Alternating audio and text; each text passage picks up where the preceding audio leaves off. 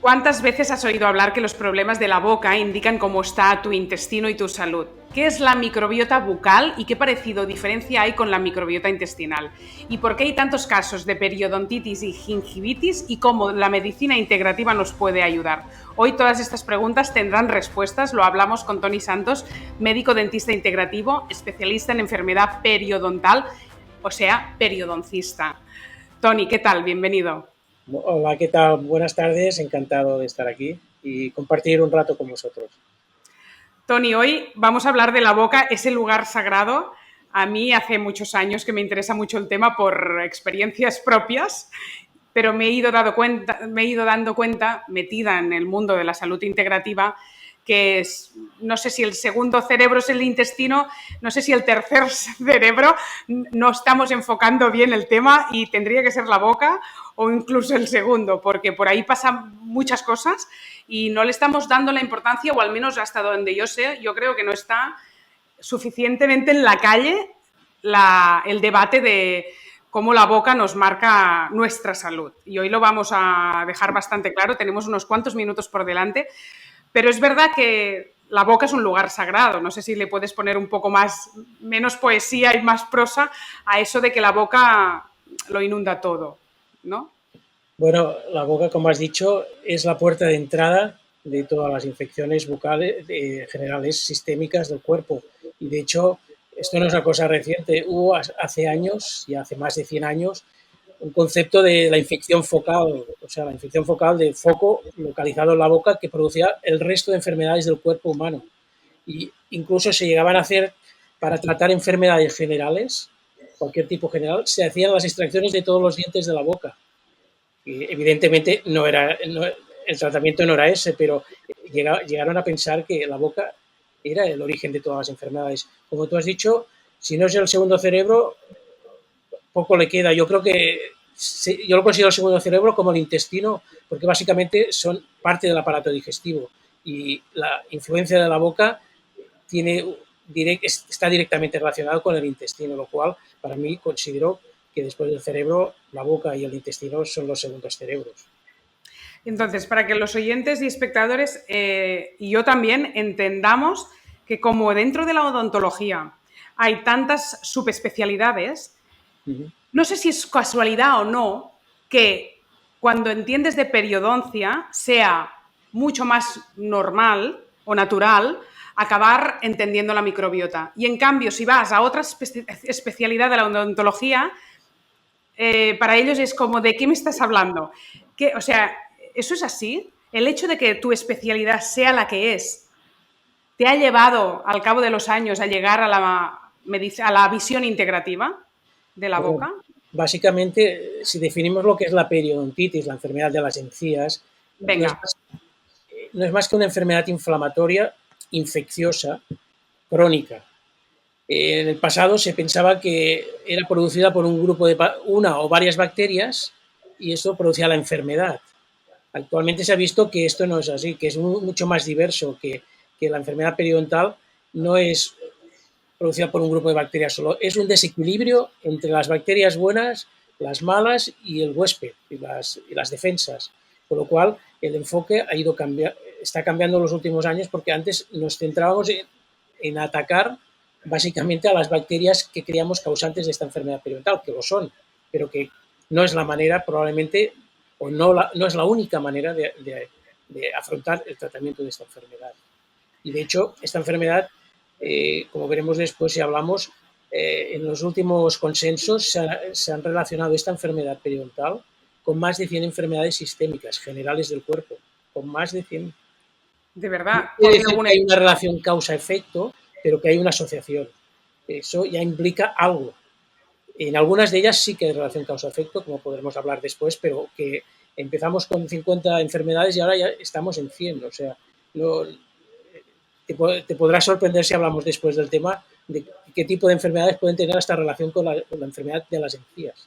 bueno, ya necesito que me lo digas ya, no me puedo esperar más. Es que la gente, yo creo que, primero, cuando dices inflamación y enfermedad, quizá la gente no sabe los síntomas que da o que les está pasando a ellos. Eso es lo primero, o sea, que quizá hay un infradiagnóstico del tema o que la gente no puede sobrellevar esta enfermedad y no le da y la normalizan. ¿Eso es así? Es así. De hecho, hace muchos años en Estados Unidos había una campaña que la definieron como la periodontitis, la epidemia invisible, tan que está de moda, por desgracia, pandemias, epidemias, pues hace 40, 50 o 60 años, no recuerdo ahora bien, pues lanzaron esta campaña no solo al público en general, sino a los dentistas mismos que no diagnosticaban la enfermedad periodontal, De verdad. que no la diagnosticaban, pasaba desapercibida. Y pasa desapercibida porque en general esta enfermedad es silenciosa, es una enfermedad silente, que da pocos síntomas o signos de alarma. El principal, el sangrado de encías. El sangrado de encías es el que tendría que llamarnos la atención. Y como no duele, mucha gente tiene sangrado de encías, es esporádico, a veces aparecen, desaparecen y no le dan ni importancia. Si a ti te sangran los ojos o te sangran las orejas, ¿a qué te vas corriendo al médico? Pues si te sangran las encías, tendríamos que hacer lo mismo, al menos que un dentista o un especialista te lo valorara. Puede ser una cosa nada importante, como una simple inflamación de encías, o algo más grave. Entonces, Vale. como he dicho, esto ha estado infravalorado, esta enfermedad, durante muchos años y sigue estando, por desgracia, en muchas áreas poco diagnosticada. Que cuando hay una inflamación de las encías, ¿ya estamos hablando de periodontitis? No, cuando hay una inflamación de las encías hablamos de gingivitis. La gingivitis es la simple inflamación típica de las encías que aparece pues con sangrado, la boca, si miras las encías tienen un color más rojizo, pueden sangrar espontáneamente, pueden sangrar al cepillado, pero estos son los signos básicos de la gingivitis. Y lo bueno de la gingivitis, lo malo es que es casi 100% prevalente en la población general. El 90, más del 90% de la población tiene o ha tenido gingivitis. Y lo bueno de esto es lo malo, pero lo bueno es que es una enfermedad reversible, es fácilmente tratable, muy fácilmente tratable, que luego hablaremos. En cambio, la periodontitis ya es la progresión de la gingivitis. ¿Qué quiere decir? Que la gingivitis, si no se trata, en un grupo de pacientes, que ahora podemos hablar quién es susceptible o no, evolucionará a lo largo del tiempo y desarrollará no solo una simple inflamación de las encías, sino también se empezará a perder el hueso que aguanta los dientes, el hueso de soporte de los dientes. Y esto ya llamamos a esto periodontitis. Años atrás este término se utilizaba un término muy feo, se llamaba piorrea, no sé si tú eres Sí. joven, No, yo, sí, sí.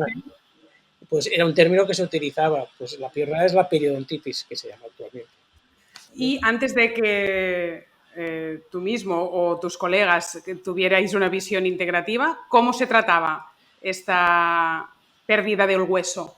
Bueno, depende de las fases. La gingivitis básicamente se trata con técnicas de higiene oral, mejorar las técnicas de higiene oral, pero la técnica de higiene oral no es solo cepillarse los dientes, es algo más. Cepillarse los dientes implica limpiar el 60% de las superficies de los dientes, el 40% se queda sin limpiar si solo te cepillas. Por tanto, tienes que hacer algo más que cepillarte los dientes, que es hacer la higiene interdental, que es entre medio de los dientes, es donde no hacemos el cepillado. Y ahí tenemos que utilizar o hilo, o cinta, o, o cepillos interdentales, que son unos instrumentos pequeños cuando el Sí. espacio es más grande. Hay accesorios que no sustituyen a esto, que se llaman irrigadores, que también funcionan, pero son accesorios a lo que acabo de decir. Esto es como se trata la enfermedad de las encías. De hecho, el estudio clásico más nombrado, quizá en la literatura nuestra, es uno del año 65 que demostró que con estudiantes de dentistas cogieron a un grupo de dentistas, le dijeron no os cepilléis durante 3 semanas, vaya, 3 semanas sin cepillarse y no hagáis el hilo. Y evaluaron clínica y microbiológicamente esto, qué pasaba. Y vieron que se inflamaban las encías y que además microbiológicamente había un cambio de la microflora o la microbiota en las encías. Si a estos estudiantes al cabo de 3 semanas les decías, vuélvete a cepillar y a hacer el hilo, todo volvía a la normalidad. O sea que la microbiota volvía a un estado de eubiótico, quiere decir de equilibrio, y la sintomatología clínica, el sangrado, la inflamación de encías, se revertía, desaparecía. Entonces, esto es el tratamiento simple de una gingivitis, que si está con mucho sarro, que el sarro no es más que depósitos calcificados de placa, de restos de comida, calcio y otros fosfatos, si hay mucho cálculo, o sarro que se llama, pues les indicamos hacer una higiene dental. Con una higiene dental profesional, pues se elimina. Entonces, explicamos las normas de higiene oral y con esto conseguimos eliminar la gingivitis. Vale, Entonces, ya te decía como antes se resolvía la pérdida de hueso. entonces, eso es la simple gingivitis, pero la periodontitis requiere más cosas. En los Claro, casos graves se combinaba tratamientos de eliminar la placa dental, el biofilm dental que se llama ahora, con instrumentos manuales y ultrasónicos, y luego incluso se hacen cirugías para acceder, incluso a regenerar el hueso que se ha claro. perdido, técnicas de regeneración. Y Y también dábamos de la encía, ¿verdad? Hay regeneración de la de la encía encía también. y del Que te hueso. cogen un trozo de dentro de la boca de algún Un sitio hijito así del paladar y normalmente rellenan. y lo trasplantan a otro lado. ¿eh? Pero en unos casos, como por ejemplo las periodontitis agresivas o muy avanzadas, se daban antibióticos. Entonces, dar antibióticos, pues matabas a, a toda la flora. Y entonces La este buena y la concepto, mala. la buena Claro. y la mala. ¿eh? Entonces, este concepto ha estado cambiando en los últimos años, de que quizá no tengamos que dar tantos antibióticos ni tantos colutorios que también damos, que funcionan, que tienen su indicación, pero que también nos eliminan bacterias buenas y bacterias malas, ¿no? Entonces, yo creo que la medicina integrativa lo que ha hecho, aparte del tratamiento mecánico, que es eliminar la placa y el cálculo con o sin cirugía, con o sin raspado, que es eliminar el sarro debajo de las encías con anestesia, eh, tenemos que pues, focalizar pues, el tratamiento a lo mejor más personalizado a eliminar cierto tipo de bacterias, que son las malas, y no eliminar las buenas, porque están ahí, y están ahí por algo. De hecho, Aquí el tema. Dime. perdona. De No, hecho, no, no. ahora me ha venido a la memoria, Ortega y Gasset decía, yo soy yo y mi circunstancia. No sé si te suena esto o algo así, en el Quijote o en Sí. las memorias del Quijote, en el escrito del Quijote. Pues nosotros somos yo y nuestra microbiota. Entonces, tenemos que cuidar nuestra microbiota. De hecho, hay más microbios que células en nuestro cuerpo. Y antes, Esto perdona, Nuestros seguidores lo saben muy bien, les encantan los temas de microbiota. Hago muchos episodios del podcast. Nuestro contenido en la comunidad de Soy Como Como está súper enfocado desde hace años a la salud digestiva y a entender mucho más la microbiota, porque lo hablan entre profesionales y al final lo que pretendo es hacer un poco de puente, como periodista que soy, de que la gente de la calle empezamos a entender qué es un lactobacillus, una bifidobacteria y un enterococo, y que no solo esté a las manos de los profesionales y que nos empoderemos a conocer un poco más nuestra microbiota y siempre de la mano de los profesionales. Pero creo que aquí hay una barrera aún sobre lo de la microbiota bucal y hoy por eso te he convocado, Tony. Es decir, cuando hemos empezado hablando de que también la microbiota de la boca es tan importante, una inflamación sistémica como una periodontitis empieza porque el intestino está sucio y mal y la microbiota está alterada. ¿Empieza siempre en el intestino o puede la disbiosis empezar en la boca y revierte en el intestino? Un poco para ir al origen y ir entendiendo un poco cómo se construye esta microbiota y qué diferencias hay respecto a la que ya conocemos un poco más, que es la intestinal. yo creo que el origen está en la boca. De hecho, en el intestino, más de la mitad de las bacterias o microbiota que tenemos proviene del intestino, más del 50%. Entonces, para mí, yo creo que el origen está clarísimo, que es a nivel bucal, y donde empieza la disbiosis es a nivel de la cavidad bucal. Entonces, creo que evidentemente el intestino es importantísimo, pero creo que están interconectados y no se puede mirar a uno y no acordarse del otro. Entonces la pregunta es, ¿por qué si están tan de moda los test de heces, los test de microbiota intestinal, nadie habla de que la microbiota de la boca es igual pero a veces un poco distinta y que también existe, ¿verdad? Hacer un estudio de la microbiota de la boca.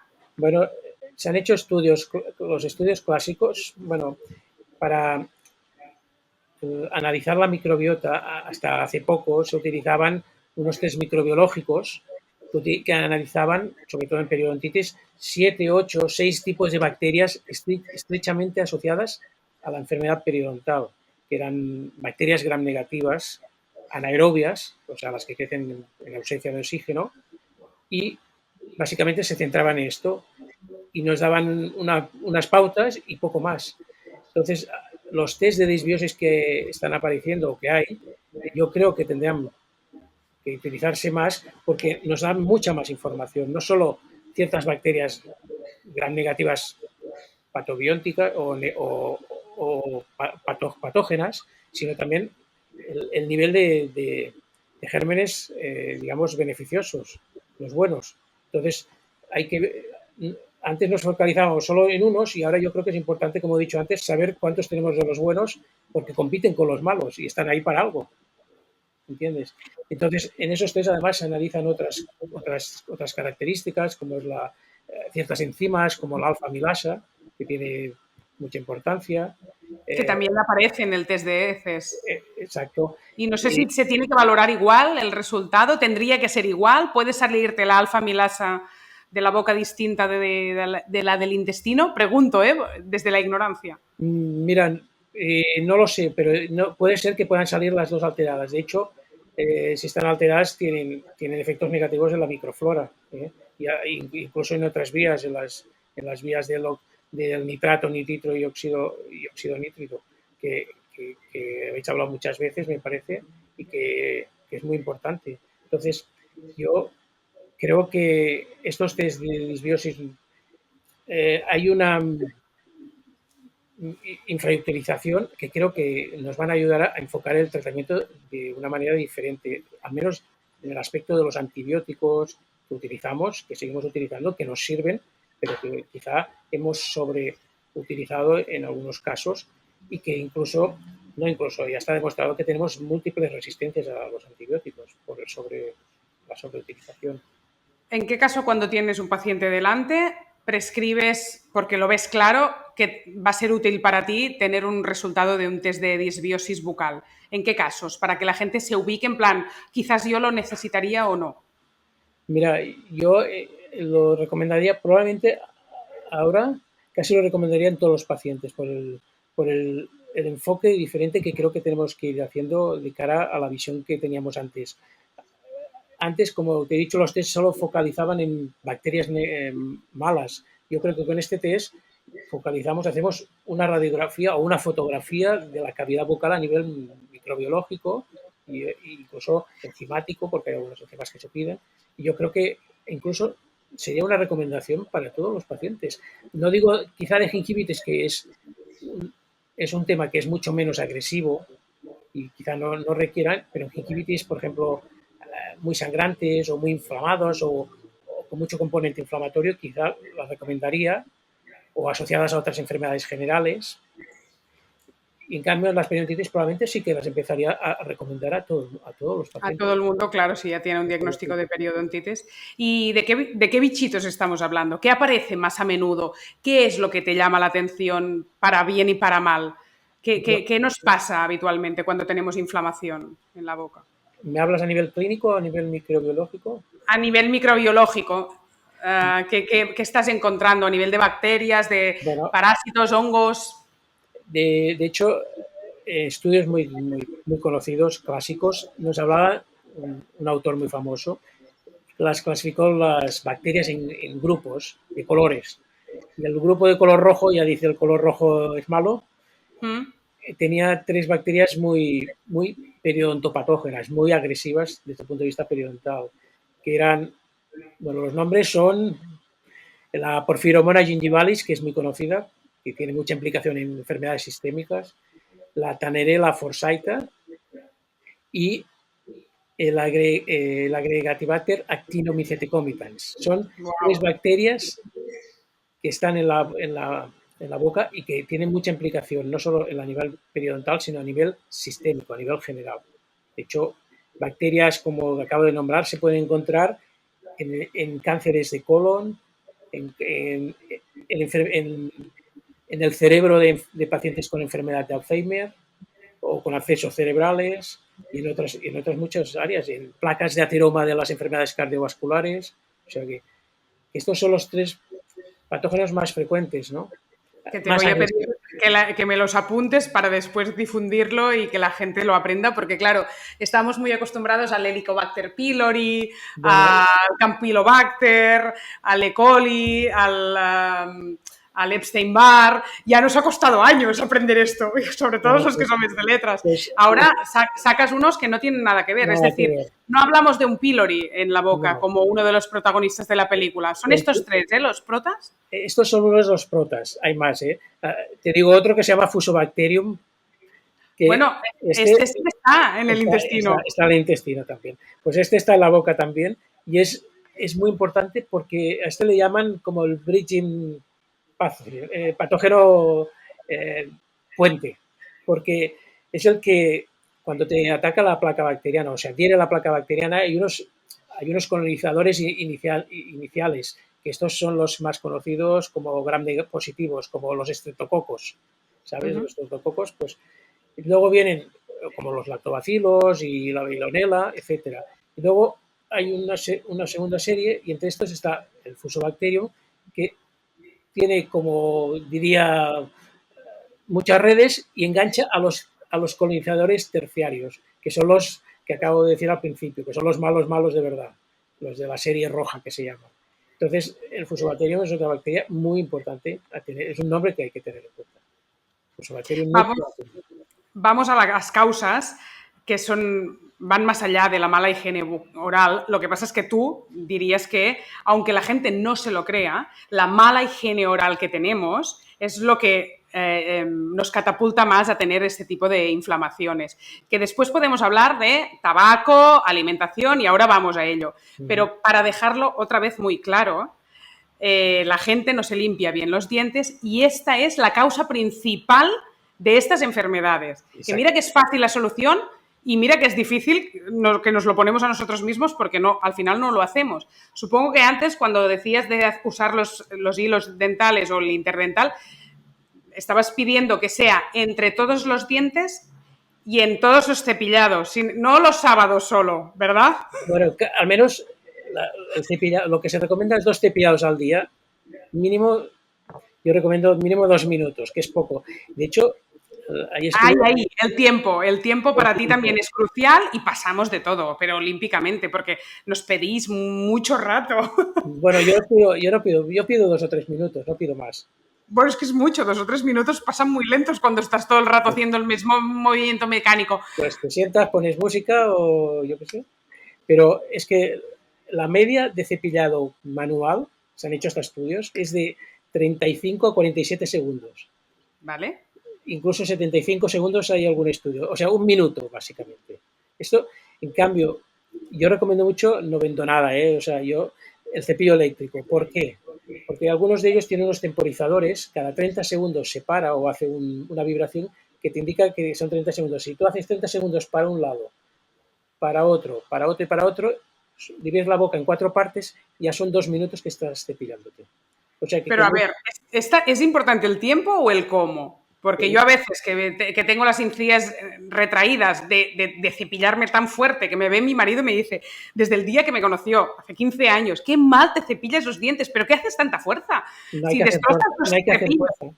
no hay que hacer fuerza y tengo la sensación que no limpio, que no limpio, ¿no? Si Pues no lo hago a fondo. mira, el tiempo es importante porque si tú calculas las superficies de dientarias que tienes, no sé si tenemos 180 superficies dentarias, no me acuerdo, pero bueno, lo que te he dicho, necesitas un mínimo de tiempo, es que en 30 segundos no puedes cepillarte toda la boca, no puedes, irías como una ametralladora.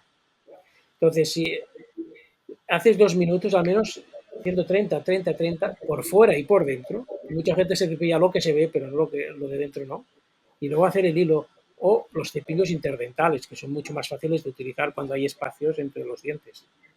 Esto es la recomendación que hacemos. El tiempo, 2, 3 minutos, no más, Según tú, esto evitaría muchos de los problemas que tenemos, la ¿no? mayoría. La mayoría. La mayoría. O sea, la Imagínate. causa son bacterias que se acumulan y que producen una reacción inflamatoria, primero proporcionada y luego se desproporciona, porque el huésped, nosotros no podemos, creamos una inflamación que al final se vuelve dañina como en otras enfermedades. Entonces, yo creo, el tratamiento de la enfermedad mejor de todas las enfermedades, ¿cuál es el mejor tratamiento? La prevención. Claro. Es lo más sencillo y lo más fácil y lo más barato, si hablamos de coste. Cepillarse los dientes y hacerse una higiene oral, te ahorras lo que te ahorras, ¿no? Entonces, esto ya lo decíamos para todas las enfermedades, pues para esto todavía más. En colutorios y pasta de dientes recomiendas para evitar tóxicos que siempre sea ecológico, o en el caso de colutorios en el mundo healthy ya sabes que se promueve mucho el aceite de coco y Bueno, pasamos de los colutorios. Dime tu opinión sobre todo yo, esto. yo sigo utilizando colutorios tradicionales en algunos casos como complemento, pero de hecho, viendo la visión que tiene el uso de antibióticos indiscriminadamente, nos parece que los colutorios también, de hecho, han salido varios artículos con el uso de un colutorio que es el Gold Standard, que es clorhexidina, que funciona muy bien a nivel bucal, funciona muy bien, pero se ha visto que nos produce una disminución de la diversidad de la microbiota. Y estamos hablando de que no queremos cargarnos todo, nos queremos focalizar. Quizá tengamos que empezar a pensar a lo mejor utilizar otro tipo de colutorios.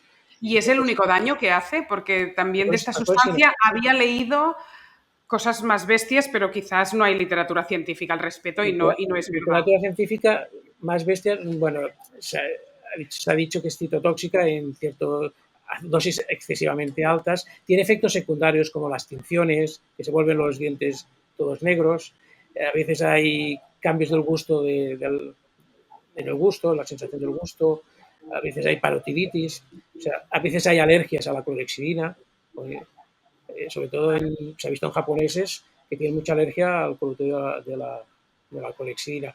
Entonces, también se ha visto por algún estudio reciente, de hecho un estudio de este año, de un grupo bueno, creo que el primer autor es catalán porque se llama Vescos y están en Inglaterra y, y han hecho un estudio muy sencillo que es coger 30 pacientes, enjuagarse con clorhexidina durante 1 minuto, 2 veces al día, 7 días y analizar los efectos clínicos y también incluso hasta de cierto tipo de enzimas. Y han visto que la colosina produce una alteración de la vía del óxido, del nitrato de óxido nítrico y que ciertos pacientes aparecieron con un aumento de la presión arterial. Entonces, se está viendo que también tiene algún otro efecto secundario. Pero vuelvo a decir, a nivel convencional es el colutorio estándar. Lo que pasa es que yo lo utilizo muy puntualmente, post Y, cirugía o en casos. vale, solo, o sea, ahora estaba pensando en qué casos es interesante, según tu Post opinión, para cirugía una periodontitis. o un paciente con mucha inflamación que no puede ni tocarse, pues para disminuir microbios, aunque sean malos y buenos, que bajen un poco la carga microbiana, pero de forma regular yo no lo utilizo. La Hay clorhexidina. veces Me has preguntado por el aceite de coco y sí, yo es una cosa que vosotros, bueno, yo no la he recomendado, pero bueno, he estado un poco evaluando la literatura y está apareciendo artículos. Yo me baso mucho en la literatura y en la evidencia científica, me gusta, y están apareciendo artículos de que tienen unos resultados bastante similares a conductores convencionales, aunque la evidencia es limitada. De hecho, ha habido un systematic review del año pasado eh, hablando de que el aceite de coco tiene sus indicaciones como coadyuvante en los manejos de las enfermedades de las encías. Entonces, evidencia científica grande no hay, pero también hay limitaciones porque no hay muchos estudios. Pero yo creo que todo se andará.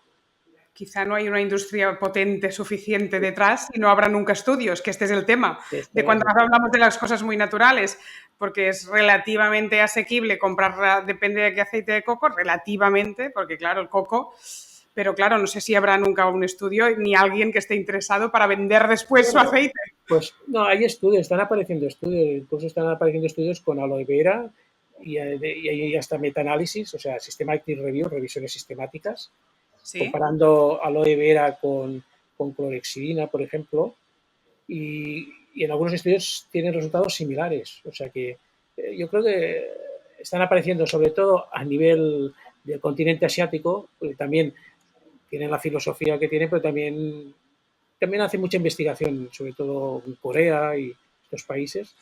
Y luego otros colutorios que también están apareciendo a base de propóleo o de própolis. También, de hecho, una revisión sistemática comparaba própolis con clorhexidina y analizaba su efecto en dos cosas, en la inflamación gingival y en la disminución de la placa del biofilm bacteriano.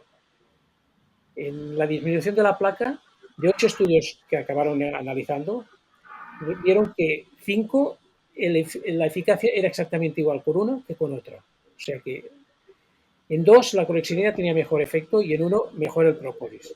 El ¿Es colutorio de fácil de própolis. encontrar un colutorio de própolis en el mercado? ¿Es fácil? Sí, yo creo que Se sí, vende hay fácil? algunos. ¿Hay Ahora alguno? hay algunos. Y estos colutorios de própolis, por ejemplo, a nivel de la inflamación gingival, son más efectivos que la clorhexidina, según este metaanálisis.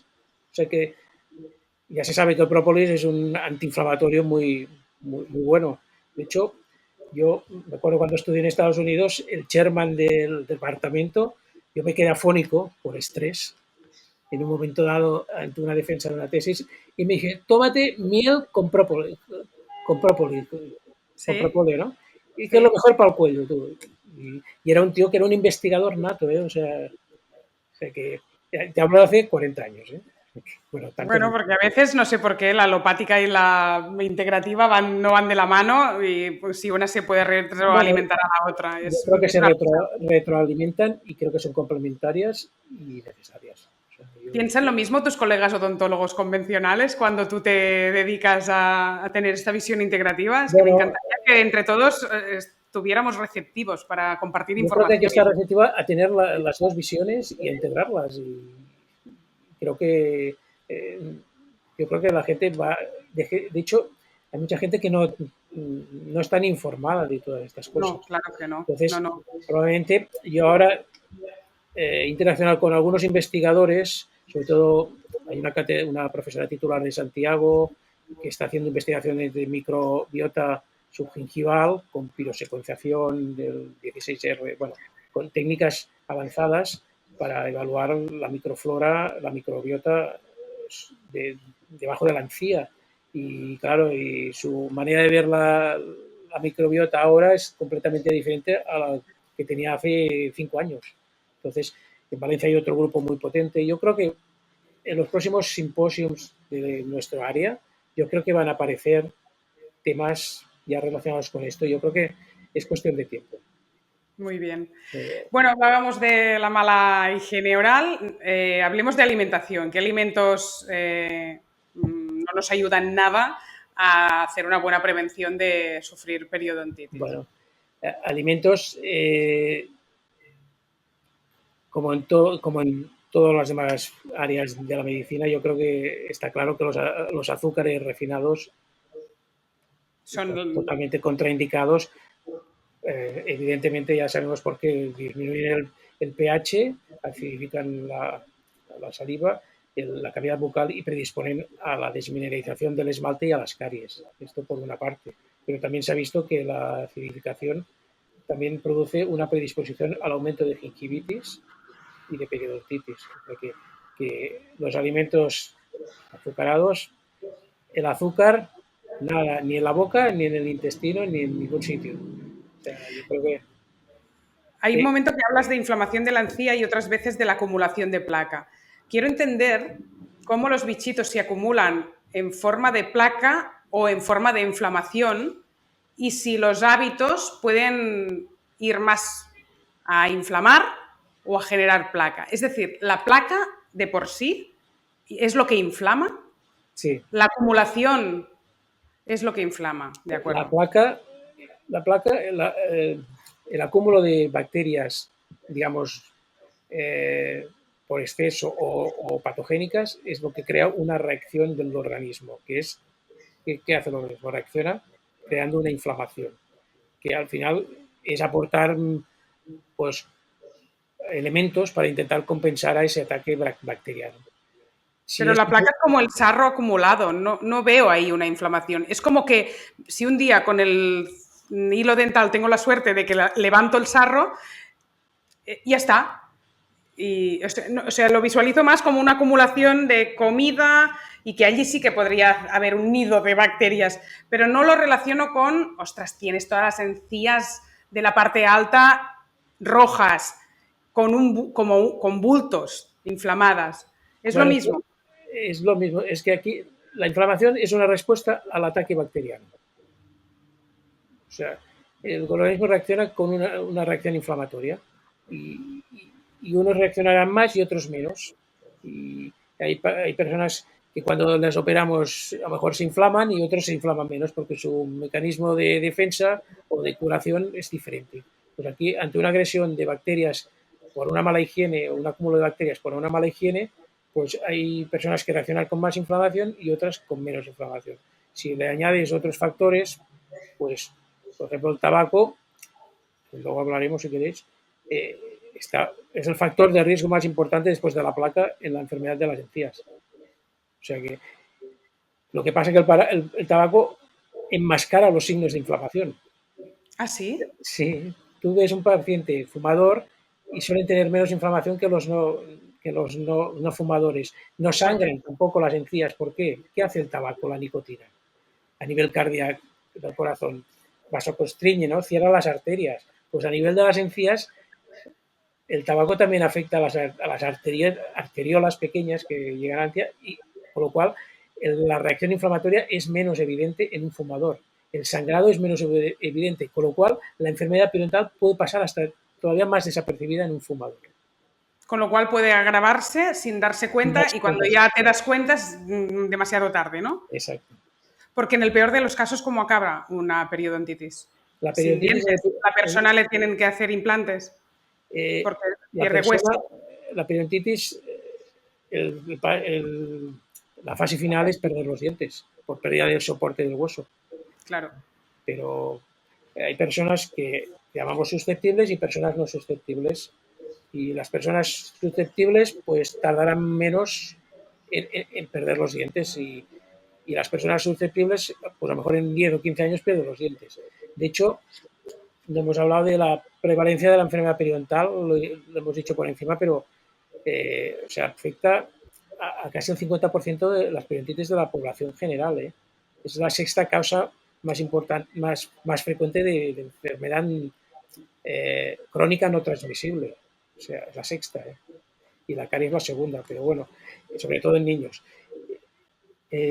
No sé qué te iba a decir ahora yo algo de que me habías preguntado de... Bueno, en el peor de los casos Ah, acabamos sin pues dientes. lo que te iba a decir, sí, perdona. Era, si tú ahora lo pongo, es importante porque hay gente que pregunta, si no me lavo los dientes, ¿qué me va a pasar? Que es la pregunta ¿cuál es el final de esta historia? Pues ha habido, se han hecho muchos estudios, pero uno muy clásico, contra trabajadores del té de Sri Lanka, de la isla. Son trabajadores que no tienen ni idea de cepillarse, no saben lo que es un cepillo, no saben lo que es un dentista, no tienen ni puñetera idea de nada. Y Ya, ahora me dirás que no hay enfermedad periodontal en ellos. no, la hay. La hay, vale. De hecho, un grupo de escandinavos fue a estudiar durante 15 años qué pasaba con estos pacientes, con estos trabajadores del té, y vieron y querían ver lo que llaman la historia natural de la periodontitis, qué pasaba a lo largo de los años. Pues cogían a chicos de 15 y 16 años y los evaluaban año tras año durante 15 años.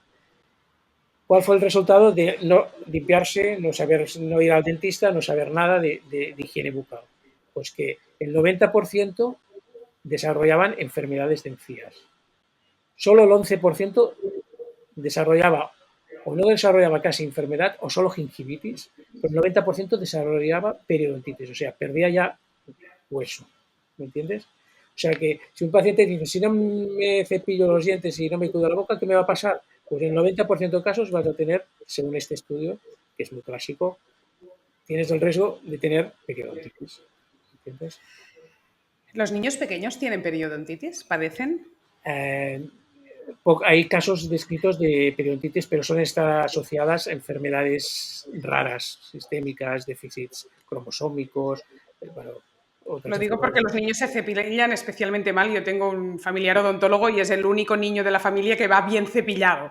Los otros, yo que tengo tres, y todo esto pasa a las 9 de la noche, que estoy desesperada para que se acuesten a la cama, pues da igual, todo el mundo a dormir. O sea, que si me vieras me matarías, porque hay momentos mira, es que estáis con la pasta, lo hacéis fatal, yo no puedo ir ahí con el cepillo con las tres bocas, iros a dormir.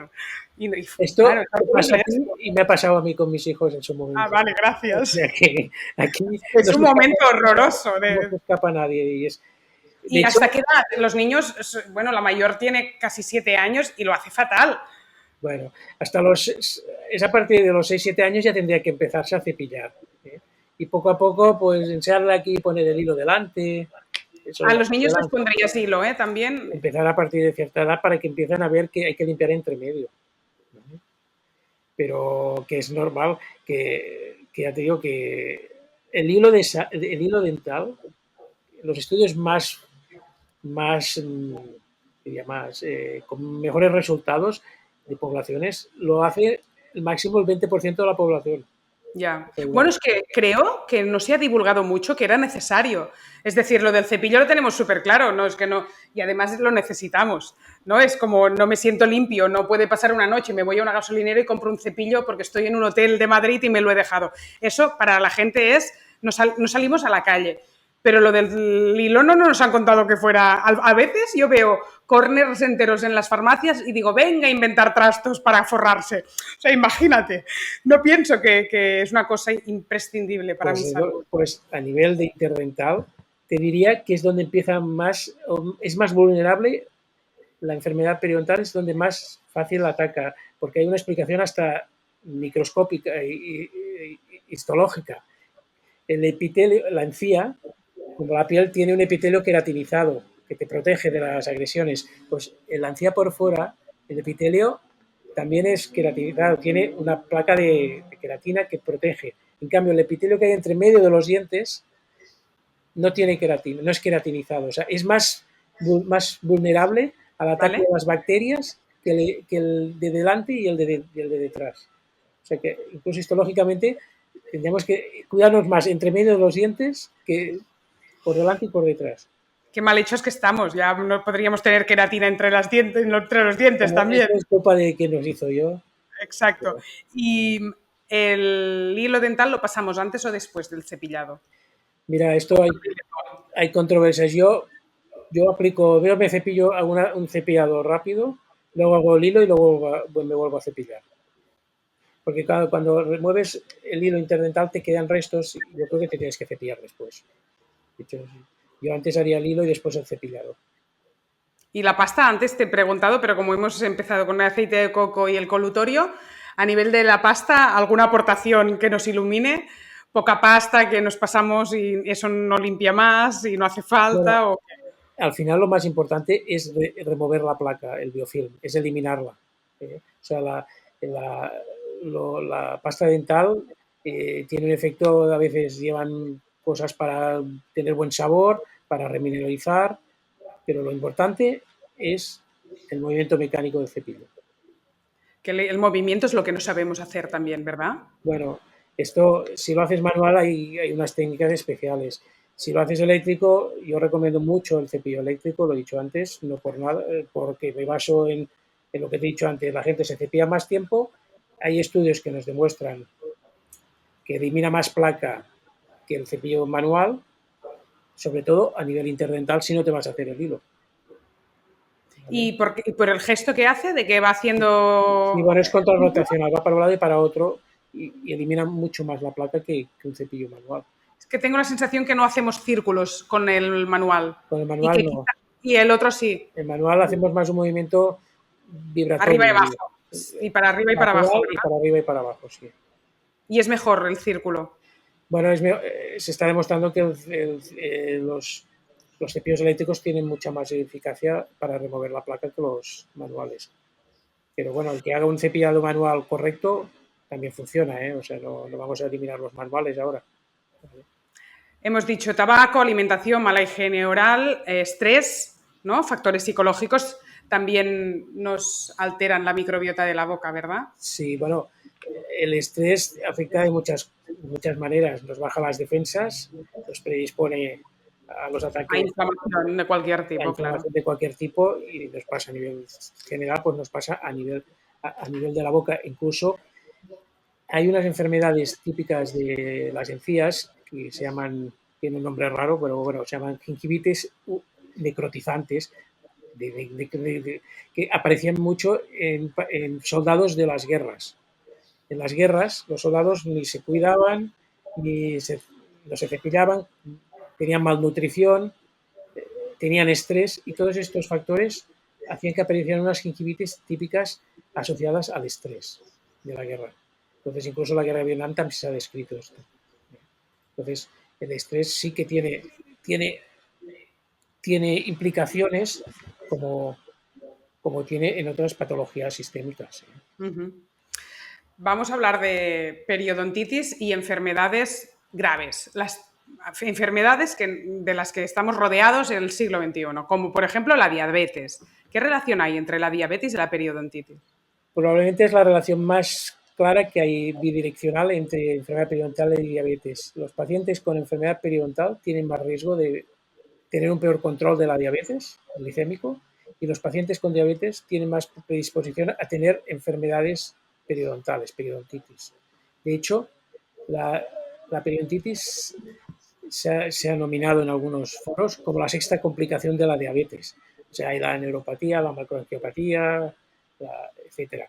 Entonces, pues la periodontitis se considera que es una complicación de...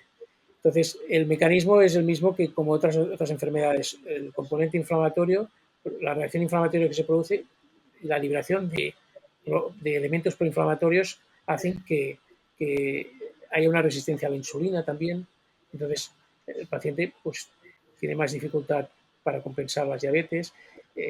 La diabetes, como digo, de hecho, justo este fin de semana, me parece pasado, o se ha hecho el Simposio Nacional de, de Diabetes y en un estudio de más de 1.700 personas han demostrado, no han sacado los resultados, pero han hecho un, un primer informe diciendo que la relación, está clara la relación bidireccional entre diabetes y enfermedad periodontal. Has dicho que una periodontitis de alguna manera provoca que la diabetes empeore, pero no has dicho que la periodontitis pueda provocar diabetes. Esto no es así. No, lo que puede provocar es un control de la glicemia peor. Se ha visto que los pacientes O con sea, una periodontitis, persona prediabética puede debutar porque tiene un control peor de la glucosa, de la de la, insulina.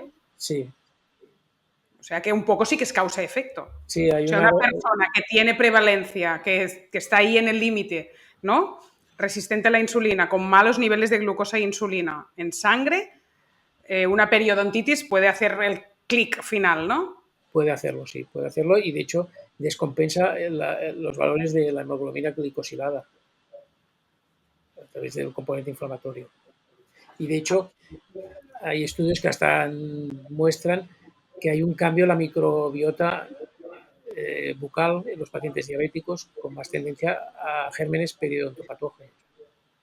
Entonces, yo creo que es probablemente, de hecho, ahora hay una relación muy íntima entre las sociedades la de diabetes y la Sociedad Española de Periodoncia en relación a este tema.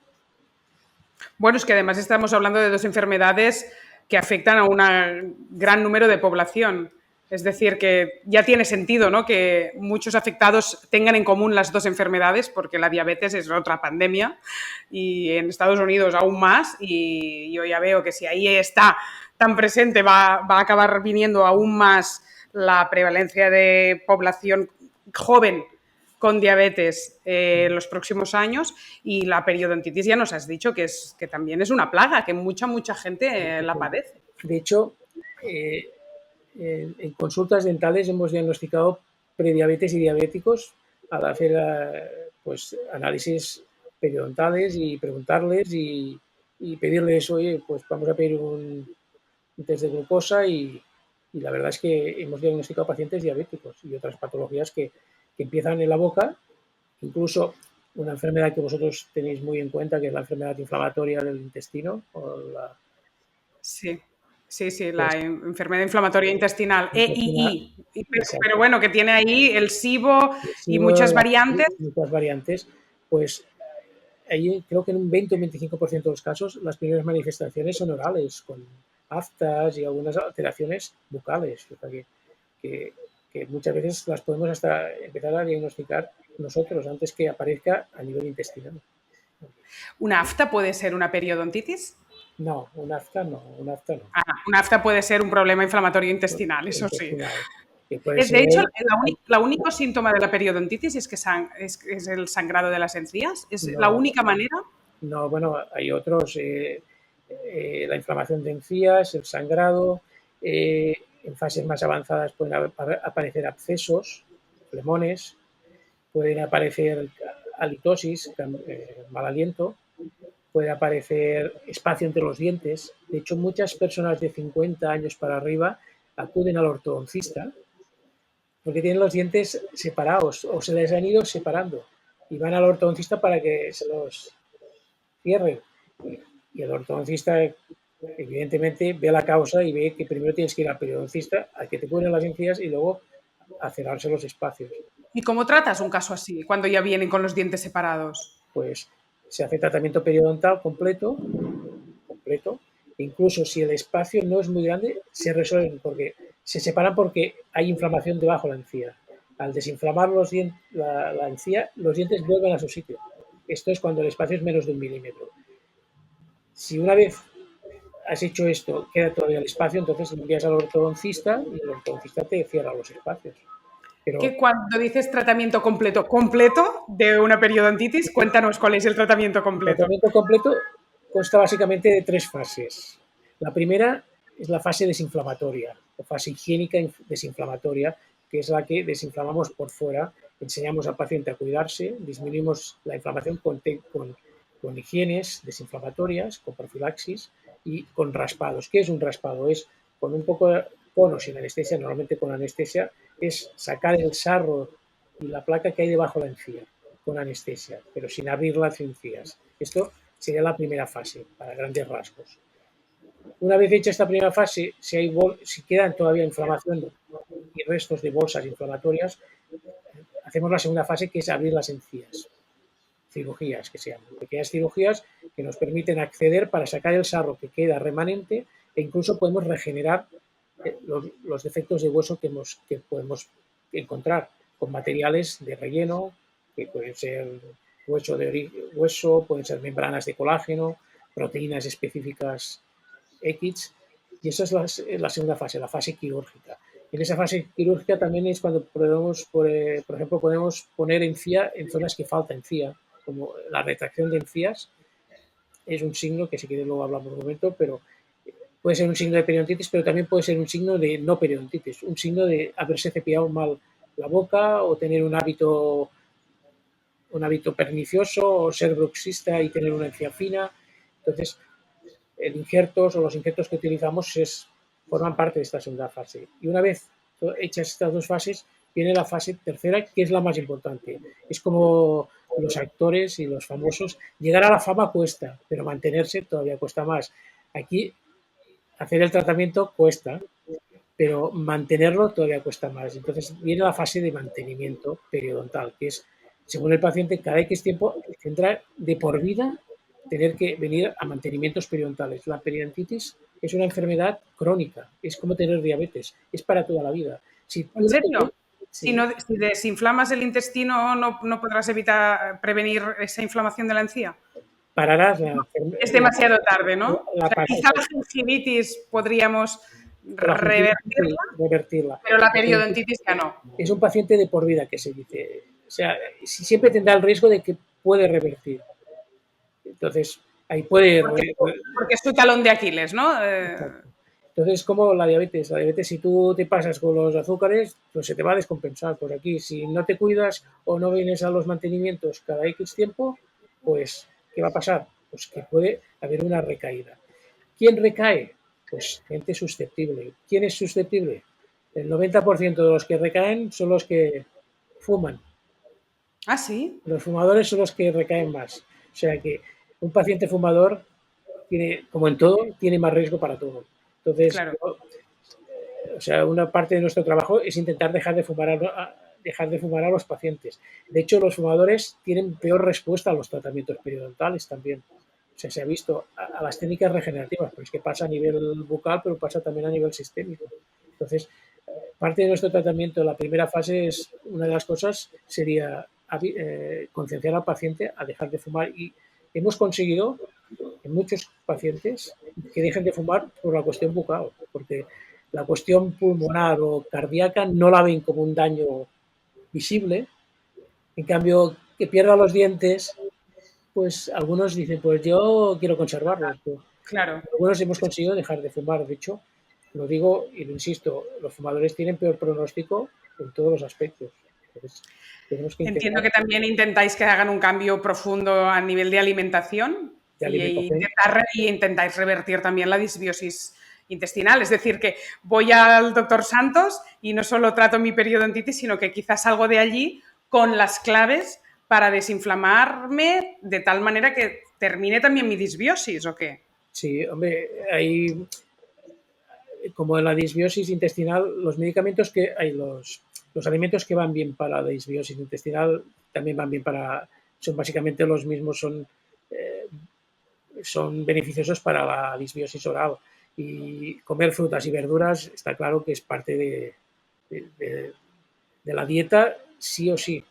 Entonces, evitar los azúcares, evitar las grasas saturadas, todo esto tiene que ir fuera. Pero ya por cuestión intestinal, sino también bucal. Y ya lo he dicho antes, las dietas hiperproteicas, que me parece que estuvieron de moda o están, no sé, yo no estoy muy, pues también tienen su parte negativa, porque produce una disminución del pH salival. Y entonces tiene efectos secundarios. Esta acidosis facilita el crecimiento de bacterias periodontopatógenas, por una parte. También se ha visto que produce déficit de vitaminas, vitamina A, vitamina B2, vitamina B12, El vitamina exceso de consumo de proteína animal de proteína animal, sí. Las dietas da deficiencia de algunas vitaminas como la vitamina A, ¿eh? vitamina A, vitamina B2, vitamina B12, vitamina C, y todo esto tiene efectos a nivel bucal. Por ejemplo, la vitamina A produce una disminución de la salivación y hay un déficit de vitamina A también hace una tendencia al aumento de infecciones. El déficit de vitamina B2, por ejemplo, predispone a la aparición de estomatitis, que son apariciones de llagas o incluso la aparición de quielitis, ¿sabes? Las quielitis comisurales, pues Las boqueras. las boqueras, exacto, la vitamina B12 pues también produce un aumento su déficit produce también la atrofia de las papilas de la lengua, con lo cual se pierde el sentido del gusto e incluso aumenta el riesgo de gingivitis también. Y la vitamina C, pues la vitamina C es básica para producir colágeno. Pero el colágeno es el componente más importante de las encías, del tejido conjuntivo o conectivo de las encías, lo cual Pero el colágeno te lo da el consumo de proteína muchas veces. sí, Proteína pues más que no compuesto con colágeno añadido. eso es verdad, pero claro, todos los demás efectos que produce el exceso de proteínas por bajada del pH, pues son Claro, negativos. porque todo es por culpa de la bajada del pH y de la Exacto. La acidificación acidificación del medio, exacto. del organismo. Exacto. Qué interesante. Tony, te pueden encontrar en Vía Augusta. Claro, tú dices, yo necesito tocar. Aquí las visitas online que están tan veneradas en un odontólogo complicado, porque necesitas verlo, con lo cual, si la gente te quiere localizar a través de la web Top Doctors, pero también de Clínica Rumeu, Rumeu, que lo dejamos en la descripción del podcast escrito con U, clinicarumeu.com o en Top Doctors Tony Santos, lo vais a encontrar fácil para que haga este 360 grados si tienes... Yo creo que la gente cuando va al odontólogo no hacemos mucha prevención, venimos a vosotros cuando ya salta Cuando a hay la un vista que problema, tenemos un problema en la boca. solo vamos cuando hay problemas. Y yo Y, creo que hoy quien hará más de un clic es quien ya tiene el problema en casa y entonces estará ahí buscando soluciones alternativas a lo que se había hecho hasta ahora a nivel de periodontitis, y que a todos nos asusta porque, ya lo has dicho, estéticamente nadie se quiere quedar sin dientes, y entonces es el momento en que queremos hacer cosas. Pero hay mucha gente que está en una fase previa, que podría ser la gingivitis, mucha gente que nos habrá escuchado y habrá pensado, yo cuando me cepillo sangro habitualmente, y te quedas con la duda. También te digo que durante años a veces las encías te sangran más que otras, y hay veces que dices, yo no sé si tengo periodontitis, me estoy autodiagnosticando, si eso es solo porque me cepillo demasiado fuerte. Entras como en una paranoia porque no tienes ni idea, en realidad, de si es grave o no lo que te pasa. Lo que te dije antes, si te sangran los ojos, los oídos, vas al médico, al especialista. Si te sangran las encías es porque hay algo que lo provoca. Y una simple visita te puede valorar que es a lo mejor una simple gingivitis, que con cambiar los hábitos de higiene oral y a lo mejor hacerse una profilaxis dental es suficiente. En cambio, si lo dejas pasar, es lo que he dicho, esta enfermedad, no lo hemos hablado, pero cursa de muchas maneras. La enfermedad, yo he hablado de que si dejas de cepillarte, acaban el 80 o 90% con periodontitis, pero la manera de progresar se ha visto por estudios que hay pacientes que progresan lentamente, perdiendo el soporte del hueso. En cambio, hay pacientes que cursan a brotes. Se llaman brotes sincrónicos, o sea, a veces son brotes regulares y a veces son brotes asincrónicos, que quiere decir que tienes una fase de un brote de actividad, se para la enfermedad y al cabo de unos meses vuelve a aparecer. A lo mejor es lo que tú dices, tengo sangrado, pero hace 3 meses que no tengo. ¿Entiendes? Entonces, la enfermedad cursa de estas maneras. Entonces, es tan sencillo como, ¿tienes un sangrado? Vas, te lo valoran, te hacen, depende de lo que sea, lo que he dicho, los test que no se están utilizando, pero que yo creo que se van a empezar a utilizar, como los de disbiosis, te pueden ayudar. Hay laboratorios, colegas, que ya lo tienen puesto y es muy visible, lo digo para que cualquier particular que nos escuche, realmente los laboratorios de referencias que están haciendo el estudio de heces de disbiosis intestinal tienen también la versión para la boca. Es que podemos hablar de muchas cosas, se habla de estudios de heces, se hacen de trasplantes de heces para curar enfermedades, o sea que hasta te podemos hablar de trasplantes de microbiomas orales, que se están empezando a hablar, ¿no? ¡Wow! O sea que, porque con el mismo concepto se utiliza a nivel intestinal, porque no se puede utilizar a nivel bucal, pues están apareciendo algunos estudios iniciales, pero bueno. Hoy hemos intentado poner nuestro granito de arena para que la gente que nos escuche diga, no pasa de hoy, que voy a tomarme en serio el tema de la boca y hacer mucha más prevención, a cepillarme mucho mejor, con todos los trucos que nos has contado, Toni, y hacer una valoración, si cabe, si la persona nos está escuchando y tiene los ojos como naranjas, porque ha pensado, están hablando de mi caso. O sea que, a ver si hemos puesto un poco de luz para que nos tomemos en serio el tema de la boca. Muchas gracias. Espero que sí, que lo he dicho, la prevención es el mejor tratamiento y el más sencillo y el más barato. Y yo te agradezco la invitación y espero que hayan sacado algunos mensajes los que nos han escuchado. Y hasta aquí el podcast de hoy. Si te ha gustado, no te olvides de compartir. Y recuerda que en Soy Como Como te esperamos con cursos online de salud y alimentación. Además, si te haces miembro de la comunidad Soy Como Como, tienes acceso exclusivo a masterclass y conferencias online, recetas, revistas, descuentos y sorteos. ¿Quieres más información? Visita nuestra comunidad Soy Como Como. Te dejo el enlace en la descripción. Y te espero en el próximo capítulo.